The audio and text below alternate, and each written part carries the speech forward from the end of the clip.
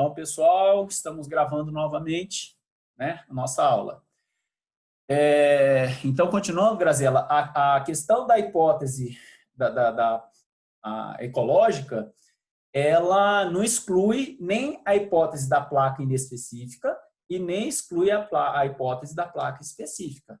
Ela, na verdade, ela abrange todas as outras. É porque antes, como eu falei, na história, eles, por exemplo, falavam que não, o paciente, não sei se vocês já viram isso lá na pré-clínica, porque nós tivemos pouco tempo, né, de contato com os nossos pacientes, mas muitas vezes você pega paciente, aquele que não tem cuidado praticamente nenhum com higiene, ou talvez algum conhecido de vocês, não sei, vocês podem fazer, não vai fazer esse levantamento, mas vocês podem conhecer alguém que, cara, o cara não escova dente, não toma cuidado nenhum e tem a saúde bucal melhor que a minha. E eu que tenho todos os cuidados, tenho consciência do que eu faço e tenho alguns problemas, minha gengiva sangra mais do que a dele, né? Então, essa noção seria da placa inespecífica. Lá em 1900, né? Diria assim que qualquer tipo de bactéria, de biofilme, formava a doença periodontal. E eles foram vendo que isso não era verdade, né? E você teria que ter, além da placa, teria que ser uma placa mais selecionada. E aí, no ano de 1960, eles chegaram à questão, fizeram essa filtragem, vocês viram as evidências muito fortes e moderadas, daquelas que seriam as bactérias causadoras da doença periodontal. Aí chegou-se a teoria da placa específica. E hoje, né, pode-se dizer, da década de 1990 para cá, veio a questão da hipótese da placa ecológica, que você não consideraria, você não ficaria fechado só no biofilme. Aí você vai considerar o quê? O hospedeiro e você vai considerar o ambiente. Você começa a considerar vários fatores que estão ali atuando naquele caso. Mas você considera com certeza a etiologia, você continua considerando aquelas bactérias que foram determinantes como patógenos, né? Você não descarta as outras situações, só que você acrescenta, você adiciona outros elementos nessa receitinha aí de bolo, ok? Bom, Ok, pessoal, professor, obrigada. nada. Vamos lá, então, para a gente continuar a nossa aula. Eu marquei, pessoal, marquei 3 reuniões aqui para a gente, tá? Porque pode ser que caia aqui a fazer o tempo nosso extrapolar de novo, e tem mais uma, então, mas eu acho que vai dar. Então, a pergunta seria essa: se a eliminação completa do cálculo, placa e cemento doente, seriam o suficiente para nós termos uma terapia periodontal eficaz? Bom, é como eu estava falando para a Graziela agora. Não só pelo fato de que eu sei que existem esses outros fatores considerados na hipótese da placa ecológica, eu vou deixar de remover deixar de tentar remover completamente o meu cálculo, né? Eu tenho que remover esse cálculo, procurar remover completamente. Mas isso, primeira pergunta, é possível? É possível, a resposta é sim, mas é extremamente difícil. Vocês vão ver, à medida que vocês forem se graduando, né, elevando, passando à frente no, no progresso, né, do conhecimento de vocês, na curva de aprendizado, e à medida que a bolsa vai ficando mais profunda, vai ficando mais difícil. Mas é possível porque nós temos o desenvolvimento da nossa própria técnica de raspagem, tem os instrumentos, os manuais e os ultrassônicos, né? Tem uma série de tecnologias que a gente vai agregando que vai nos ajudar a procurar remover completamente esse cálculo. Beleza. É difícil, mas não é impossível, né? E sempre lembrar que nem sempre eu consigo fazer essa remoção completa. Mas aí eu faria uma outra pergunta. Beleza, eu consegui remover, sei lá, 99% daquela placa, daquele cálculo, né, do cemento que estava patológico naquela situação daquela bolsa periodontal. Ótimo. E só isso basta? essa pergunta ela é feita muito relacionada lá naqueles conceitos da especificidade da placa, né? Bom, enquanto remoção de tudo quanto é placa e bactéria de cálculo que eu tenho naquele dente, se eu removi, eu resolvi o problema. Aí você faz isso e muitas vezes você percebe que o paciente ainda tem algumas recorrências daquela doença, principalmente nos casos mais avançados, gente. Quando a gente fala de gengivite, né, aquele cálculo supragengival, ou mesmo uma periodontite na qual o paciente apresenta o estágio 1 da periodontite, né, um cálculo ali, uma bolsa periodontal até 4 milímetros, aí é mais tranquilo, mas quando a gente faz essas perguntas, a gente já está se relacionando ao estágio 3, ao estágio 4 da doença da periodontite, né, na qual ela já está uma progressão avançada, né, num grau mais avançado. Será que só remover, eu removi o cálculo, procurei remover o mais fácil. Primeiro que é super difícil, né, onde você tem região de furca, região dos dentes posteriores, a distal dos posteriores, né? Então, eu já vejo essa possibilidade de 100% de remoção já como algo questionável. E, bom, digamos que eu passe essa fase, igual o joguinho de jovem, de criança, joguinho eletrônico, né? Passei dessa fase para uma fase mais difícil. Beleza. Essa possibilidade eu já passei. Certo. E só isso basta para eu combater minha doença periodontal? É aí que eu quero que vocês comecem a raciocinar e comecem a casar essas informações com aquele caso daquele paciente que eu vou colocá-lo como candidato a uma possível antibiótico terapia, né? Será que eu não vou precisar de um ajudante? Aí vocês vão ver eu falar um termo daqui a um pouco, um adjunto, um coadjuvante, um coajudante na minha raspagem, tá? Guardem essas colocações mais para frente aí, bom? Então, quando eu estou diante de uma inflamação, eu sei que essa inflamação gengival, na maior parte das situações, ela veio de um acúmulo de placa, né? Aí é o que eu estava falando, Graziela, ou seja, eu não esqueci a minha etiopatogenia, né? Aquele acúmulo de placa naquele paciente está causando uma inflamação gengival. E vocês veem que aqui nós temos um círculo, né? Ó, desse acúmulo de placa, vai se formar, então, a minha inflamação gengival.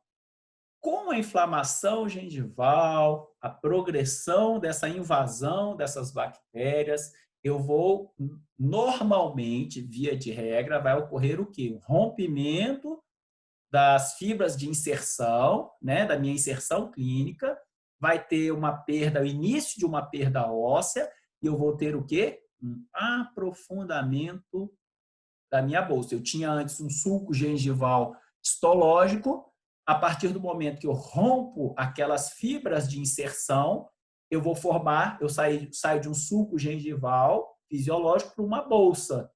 Essa bolsa, ela inicia-se como uma bolsa mais rasa e, à medida que for progredindo, ela vai ficar aprofundada, ela vai ficar profunda.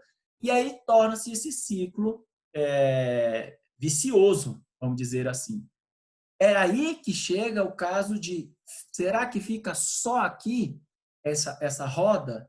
Porque tem muitos pacientes, vocês vão chegar a conviver com isso, tem muitos pacientes que eles acumulam placa, formam inflamação gengival, ocorre aprofundamento da bolsa e fica nessa, e a destruição não é tão grande quanto em outros, que com leve acúmulo de placa já forma uma grande inflamação e a destruição óssea, esse aprofundamento da bolsa é gigantesco. É aí que entra, a gente saiu de lá da placa inespecífica, foi para a placa específica e agora estamos na teoria da placa ecológica. E aí a gente já vai contar, opa, tem algum problema com esse cidadão, com esse hospedeiro, com esse organismo. E esse organismo, além de ter essa placa, ele tem o ambiente, alguma coisa no ambiente dele que está proporcionando que essa doença que ela progrida mais rapidamente do que naquele outro, às vezes até com uma menor quantidade ou qualidade de biofilme subgengival, da placa bacteriana subgengival. Ok? Então, esse ciclo vicioso aqui, a gente tem que fixar também em relação à última teoria lá da placa ecológica. Vamos lá, então. Num tratamento periodontal, se eu quero que ele seja feito adequadamente, eu vou conseguir eliminar uma possível dor, o exudato, a inflamação gengival, o sangramento, também podendo reduzir as bolsas periodontais, eliminar uma possível infecção, deter a destruição do tecido mole e ósseo e reduzir a mobilidade anormal dos dentes. Vejam bem, esse é o princípio primário, né, do meu tratamento periodontal. Eu diria para vocês que, professor, então todo caso eu vou, aquela placa, aquele caso em que você fez tudo isso e não conseguiu controlar, você ainda percebe que a doença está ali presente, é a maioria dos casos? Não, pelo contrário, é a menor fatia do bolo. A maior fatia, eu diria para vocês que ela estaria localizada nesse slide aqui, ó. A partir do momento que você faz um tratamento periodontal básico, bem feito, naturalmente, você vai fazer com que todos esses fatores aqui você vai resolver.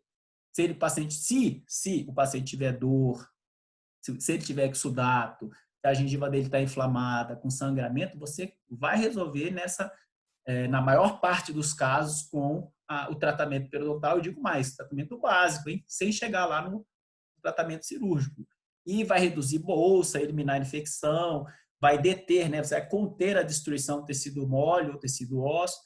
E se tiver uma mobilidade anormal, gente, quando a gente fala essa mobilidade, até grau 2, no máximo grau 2, se não tiver trauma oclusal. Você vai conseguir controlar ou reduzir. Né? Então, essa é a maior parte, a maior fatia do bolo. Outros benefícios que nós temos no tratamento periodontal é estabelecer a função oclusal ótima, é lógico, com os ajustes oclusais, restaurar os tecidos destruídos, isso eu já falei, na restauração lá do osso, manter aquele osso, aquela gengiva numa situação de saúde, restabelecer o contorno fisiológico, porque quando a gengiva ela está doente, ela toma uma anatomia diferenciada, que a gente consegue muitas vezes detectar só pelo exame visual, né? Não tem aquele contorno parabólico da gengiva, ele não se modifica quando está doente, e prevenir a recorrência da doença, contribuindo para a manutenção da dentição natural. Agora, esse prevenir a recorrência da doença é algo assim que a gente também deve parar um pouquinho para raciocinar, para pensar, para refletir. Por quê? Essa recorrência da doença é aí que entra vejam bem, exceto nos casos, tirando quando eu fiz uma boa raspagem, o ideal, se eu fiz uma excelente raspagem, um excelente trabalho de conscientização do paciente, da técnica de higiene oral, conscientizei ele sobre a questão da saúde, como prevenir a doença, e ele seguiu tudo certinho, por que ainda pode ocorrer a recorrência? É aí que a gente quer bater na tecla. Né? Se eu passei por tudo isso, eu vou contribuir para uma manutenção da dentição natural. Beleza. Mas vai ter casos que a gente muitas vezes não vai conseguir isso. Né? Então, lembrem-se que o objetivo fundamental na terapia periodontal, a terapia local, é a remoção da placa e todos os fatores que favorecem o acúmulo. Esse é o nosso objetivo. A nossa aula hoje sobre antibiótico terapia, lembrem-se, não esqueçam desse termo. É um adjunto, com D mudo. É um adjunto. Um antibiótico seria um adjunto da minha terapia periodontal, do meu tratamento periodontal. Porque quando eu não preciso desse ajudante, desse adjunto, eu consigo fazer simplesmente fazendo a remoção da placa, né, do cálculo e todos os fatores que possam favorecer o acúmulo, seja fatores de retenção, restauração com excesso ou com falta, o aparelho ortodôntico, quando eu controlo bem, depois que eu termino o meu tratamento, qualquer outro fator retentivo que favoreça o acúmulo de placa e além da minha boa raspagem, eu atinjo esse objetivo da minha terapia local. Essa é a maior parte que eu falo, né? Para que não ocorra, para prevenir essa recorrência da doença. E ocorre a recorrência da doença? Ocorre. Ocorre sim. É isso que a gente vai procurar saber o porquê. Bom, nossos procedimentos terapêuticos, vocês já até fazem alguns desses procedimentos, né? Nós temos os convencionais, que é a instrução de higiene oral, a eliminação de fatores de retenção de placa, a raspagem e alisamento corono-radicular para reduzir a quantidade de depósitos bacterianos e desorganizar mecanicamente, através da raspagem, né? Os agregados bacterianos estruturados. E um outro procedimento que a gente faz também, que é considerado como convencional, é a cirurgia periodontal numa segunda fase, numa segunda etapa do meu tratamento. Então, esses 4 fatores são considerados procedimentos terapêuticos convencionais. É o que a gente faz, gente. Eu faço isso há 30 anos e diariamente, várias e várias vezes, e vários pacientes. E a maior parte a gente consegue obter sucesso, né? Agora, nós temos limitações inerentes às nossas técnicas.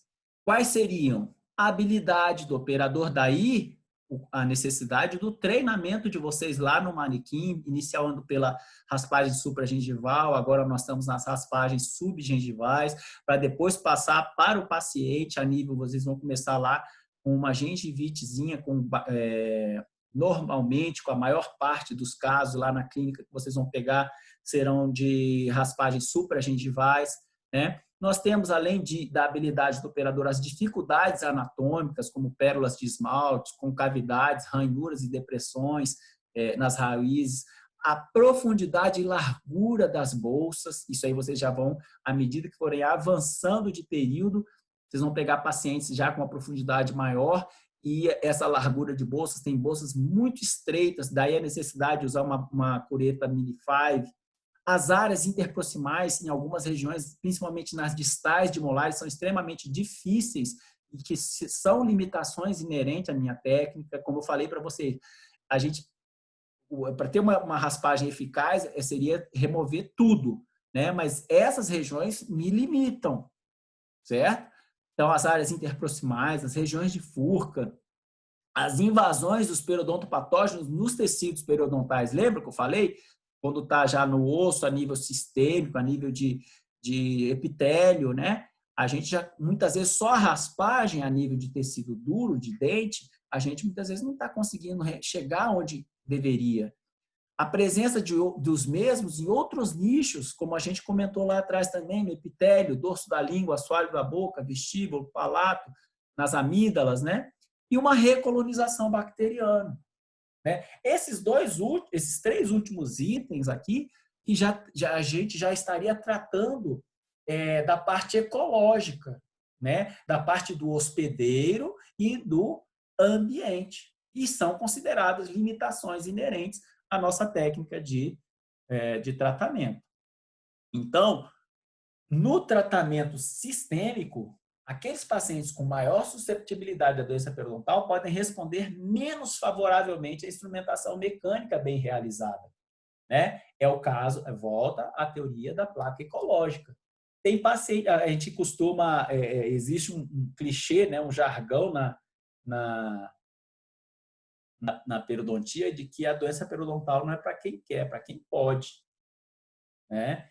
É algo assim que muitas vezes o paciente é impecável, mas ele tem um probleminha que envolve além um parafusinho lá desajustado e ele vai ser o paciente que você vai ter que fazer manutenção com ele quase que mensalmente ou no máximo a cada 3 meses, porque ele é um paciente vulnerável à doença periodontal, né? E um outro fator para o tratamento sistêmico, quando a gente fala se relaciona ao tratamento sistêmico, a gente já está falando voltado para os antibióticos, né?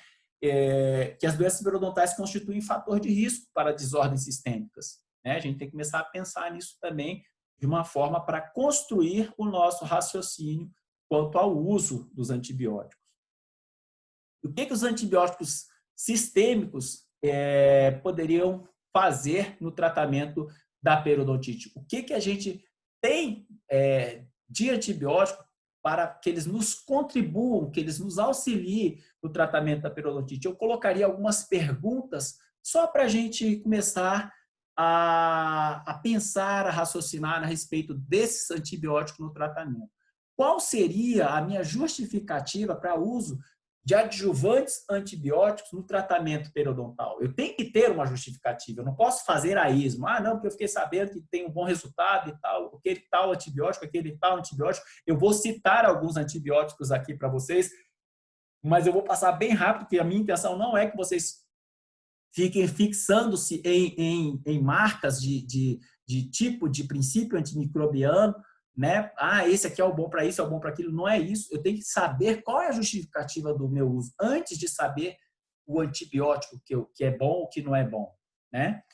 Uma outra pergunta: os antibióticos locais versus os sistêmicos, e a preocupação com uma coisa muito interessante, muito preocupante, que é a resistência bacteriana, né? Então, tem que fazer essa... Por que não usar um antibiótico, em vez de usar o sistêmico, eu usar um local, né? E o meu, por que esse medo meu do desenvolvimento de uma resistência bacteriana? Veja, para fazer um tratamento periodontal. Mais uma pergunta para a gente estar refletindo, para colocar. Não vou colocar nenhuma resposta aqui para vocês. É só para vocês começarem a trabalhar esse tipo de situação ao qual vocês estão entrando, né? Quais seriam os antibióticos que forneceriam os resultados mais previsíveis? Existem esses antibióticos? Claro que existem. Existem antibióticos que têm para a doença periodontal um resultado melhor, mais previsível do que o outro. Então, quais seriam esses antibióticos? Quais indivíduos seriam os mais beneficiados na antibiótico-terapia? Existem esses indivíduos? Olha só, ainda tem isso, tem aquele indivíduo que não responde também uma antibiótico-terapia com determinado antibiótico, eu vou usar o outro, ele também não tem, até encontrar um que seja mais beneficiado. Uma outra pergunta: qual que é a dose? Que dose que eu vou usar? Qual é a duração ideal do antibiótico sistêmico no uso do tratamento periodontal? Eu tenho essa dose ideal? Eu tenho a duração ideal? Tantos comprimidos por dia, durante quantos dias? Né? Eu tenho que começar a raciocinar com isso daí. E para cada caso, encaixa-se um benefício, uma orientação. Então, eu tenho que saber exatamente o que é isso. E em que fase do processo mecânico do tratamento deve ser o antibiótico prescrito. Eu coloco esse antibiótico no início do tratamento, no final da primeira fase de raspagem, quando eu vou fazer uma possível cirurgia, ou lá na manutenção, ou só quando o paciente apresenta uma região com infecção e secreção de pus. Como que eu faço? Qual fase? Como que eu entro? Tem que saber a forma de manipular, de usar esse meu antibiótico. Senão, tudo vai perdido. O tratamento sistêmico pode usar para casos específicos como adjunto, isso eu já falei, é o tratamento local. Como controle de complicações sistêmicas a partir de infecções agudas, né? Aquele caso que o paciente apresenta uma emergência, isso a gente já falou até naquela aula de plano de tratamento, ele apresenta ali um abscesso, no qual ele está debilitado, o sistema imunológico dele combalido, né? Abatido, ele está com febre, é uma situação aguda, né? Na prevenção de efeitos prejudiciais da bacteremia pós-tratamento. Isso aí já seria numa profilaxia antibiótica que a gente vai falar lá no final.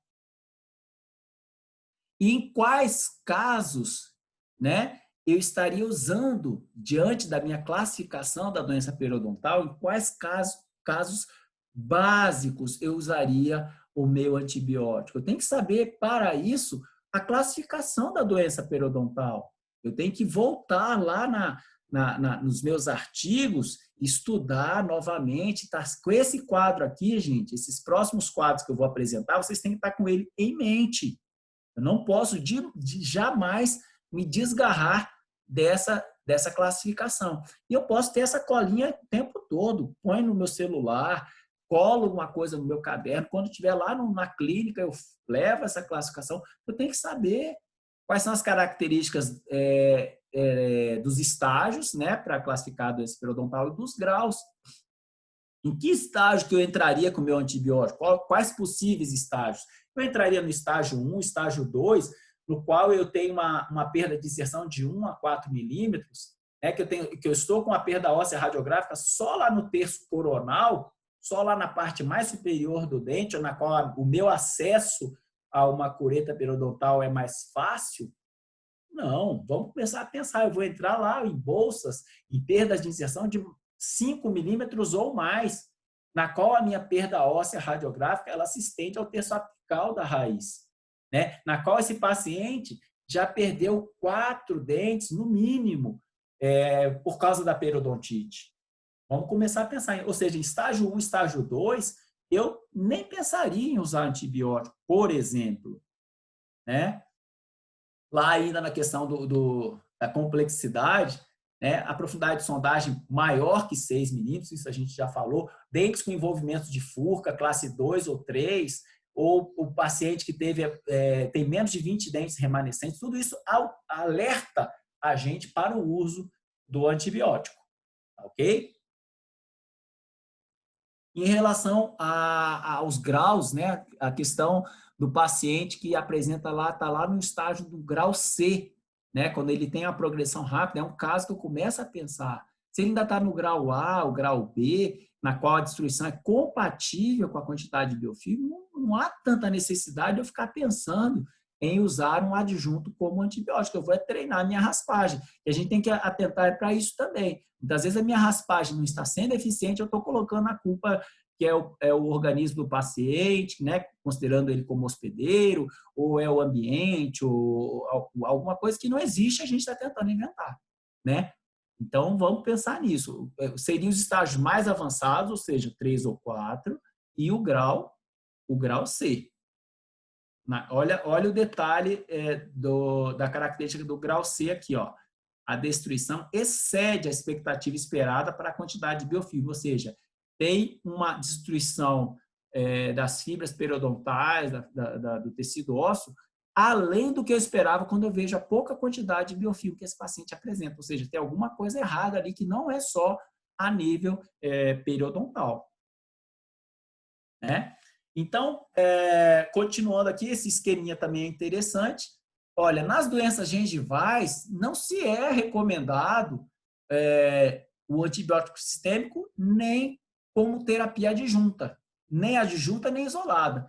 Periodontites estágio 1, ó, o que eu falei, 1 e 2 graus A e B, também não é recomendado e não se aplica. Periodontite, agora sim, olha, já nas periodontites, estágio 3 e 4, grau C, tem a recomendação dos antimicrobianos sistêmicos quando a raspagem estiver concluída e os níveis de antibióticos podem ser atingidos. E como adjunto, com certeza. Nas doenças periodontais necrosantes, dependendo da condição sistêmica do paciente.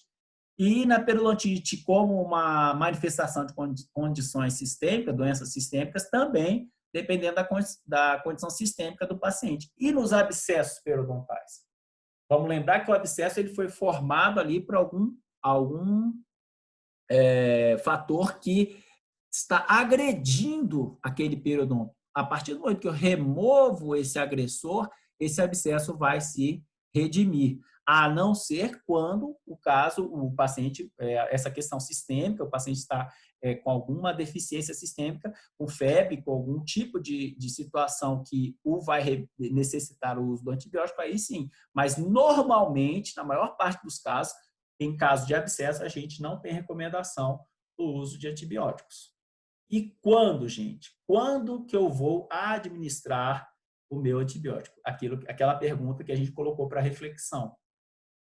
Várias doenças periodontais são causadas por infecção bacteriana, né? E conforme essa doença progride, o biofilme vai estendendo até uma região que a gente não tem acesso, né, ao paciente e aos profissionais também. né? Ele pode fazer a higienização que for, fazer todo tipo de controle, mas os mecanismos imunológicos do hospedeiro na bolsa periodontal, eles ficam, a cápsula do biofilme bacteriano, ela fica protegida da nossa atuação, né? E até mesmo dos antibióticos usados. Daí a necessidade da gente usar um antibiótico indicado, correto, né? E aquela cápsulazinha que vocês viram lá no início, que é a formação do biofilme bacteriano, ele muitas vezes faz com que eles se protejam da ação, tanto mecânica nossa, da raspagem, como da própria medicação sistêmica que a gente está utilizando. Aí entra o que eu falei da hipótese, né, da placa ecológica. Já fugiu tanto da quantidade, da bactéria específica, nós estamos trabalhando aí já com o hospedeiro. Então, a remoção mecânica da bolsa, né, os fatores locais, uma boa instrumentação eletrônica ou manual, é considerado uma terapia antimicrobiana. Então, se eu faço uma boa raspagem, se eu faço uma técnica bem apurada, eu faço o meu relatório, eu sei direitinho o que eu vou fazer, eu fiz lá um plano de tratamento, seguindo aquela ordem que a gente falou, né, começando dos mais complicados para os mais tranquilos, né, dos restantes a nível de raspagem, eu já estou fazendo uma terapia antimicrobiana. Eu já posso considerar que isso é uma terapia antimicrobiana, né? Por assim dizer. Não estou usando antibiótico para isso, mas eu estou fazendo uma terapia antimicrobiana. Não sei se vocês estão acompanhando o raciocínio. E aí, quando administrar, né? A gente já falou para vocês, no caso, periodontite estágio 3 e 4, grau C, pacientes portadores de processos agudos com envolvimento sistêmico, sempre lembrar dessa afirmação aqui, ó, com envolvimento sistêmico, e periodontites recorrentes ou refratárias, que é aquele caso que a gente já começa a desconfiar do paciente. Vejam bem, quando a gente fala periodontite recorrente ou refratária, quando a gente determina que essa periodontite é recorrente ou refratária, é quando a gente já fez outras tentativas de remoção mecânica do cálculo. Quando a gente viu que, não, agora está perfeita a raspagem e ainda continua com problema. Aí eu já vou determinar como uma periodontite recorrente. Aqueles casos em que o paciente tem risco de endocardite bacteriana, a gente vai falar, né, da profilaxia. Agora, esses 3 itens eu não recomendaria estar em momento algum. Muito dificilmente. Eu colocaria momento algum, é meio forte esse termo, né? Mas muito dificilmente eu indicaria um antibiótico, eu administraria o antibiótico no caso de periodontite estágio 1 e 2, em fumantes ou diabetes mal controlada. Ué, professor, mas no diabetes a gente não tem que aplicar o antibiótico? Olha, primeiramente, vamos procurar controlar esse diabetes, e não cabe a nós controlar, isso aí cabe ao médico, cabe ao paciente procurar o seu médico e fazer esse controle. Algo que a gente tem visto, aí já a nível clínico mesmo, de clínica diária, via de regra, os pacientes com diabetes, eles têm um controle desse diabetes muito difícil, muito deficiente, vamos dizer assim. Às vezes você pergunta se o paciente está tomando a medicação correta, que o médico passou, se ele está fazendo o acompanhamento, ele vai te responder que sim, mas via de regra eles não estão fazendo corretamente o que eles deveriam. Então, se você já vai entrar com antibiótico de cara, né, sem procurar investigar essa situação, você vai estar causando um mal maior ainda. Né? Então, antes de tudo, vamos tentar ver se a gente consegue controlar esse diabetes que está mal controlado através do contato com o médico do paciente. Ok? E nós temos, sim, com certeza, benefícios na redução do uso, né, dos antibióticos sistêmicos. Seria a redução na profundidade de sondagem, no caso, seria PCS aqui, né, profundidade clínica de sondagem. O ganho de inserção, né, o nível clínico de inserção, a redução dos patógenos periodontais, esse é o nosso objetivo. É reduzir e não eliminar completamente. Lembre-se que na saúde nós temos esses patógenos, só que em quantidade não crítica. E na eliminação de patógenos invasivos lá dos tecidos periodontais. É uma eliminação, como eu coloquei aqui, parcial. Ok? Então, esses seriam os benefícios para o uso do antibiótico. E qual utilizar? Aqui, gente, a gente vai passar assim de uma forma mais rápida. Eu não quero que vocês fiquem registrando, vou anotar, esse aqui é esse para isso. Não. Aqui a gente vai citar, né, as famílias dos antibióticos mais utilizados na periodontia e que serve assim, para a gente ter um norte. Eu acho que não é o momento da gente ficar agora pensando, opa, então, de repente, eu vou passar, esse caso eu vou passar lá para minha mãe, para minha vizinha, que ela está com quadro suspeito de periodontite. Não é o caso, não é esse o nosso objetivo agora. Então, eu preciso saber de um antibiótico que seja efetivo e seguro, ele seja de fácil disponibilidade, ou seja, que eu consiga achar em praticamente todas as farmácias ou na maior parte das farmácias a qual o paciente tem como procurar. E que seja de baixo custo, né? A gente tem que imaginar que a gente está fazendo um tratamento, não é só para mim, pensamento, eu estou fazendo um tratamento geral, às vezes eu estou trabalhando no serviço público, né? E eu tenho que passar um antibiótico para esse paciente, eu tenho que procurar um que seja de fácil acesso, consiga localizar facilmente nas farmácias, que sejam de baixo custo e, ao mesmo tempo, efetivo e seguro. Confesso a vocês que esses 3 fatores juntos é bem difícil da gente encontrar. Não é tão fácil assim eu achar um antibiótico só, uma medicação só que seja efetiva e segura, tenha fácil disponibilidade e baixo custo. Às vezes é uma medicação de baixo custo, mas não é tão efetivo assim. Ou às vezes ele é bem efetivo, mas é caro e não tem tanta facilidade de achar, né? Então, o ideal é o que está aqui, mas nem sempre o ideal é aplicável. E aqui são as famílias dos antibióticos que a gente tem no mercado. Na verdade, não tem no mercado, nós temos na ciência. No mercado tem vários outros, mas na periodontia, o que a gente tem é isso aqui, ó, as tetraciclinas, o nitroimidazol, as penicilinas, os derivados de lincomicina, a quinolona e macrolídeos. Essas são as famílias dos antibióticos. Vocês vão ver que dentro da família nós temos o antibiótico específico, né? Então a gente vai só citar cada um deles. Por exemplo, na família das tetraciclinas, nós temos a tetraciclina propriamente dita, nós temos a minociclina e a doxiciclina, certo?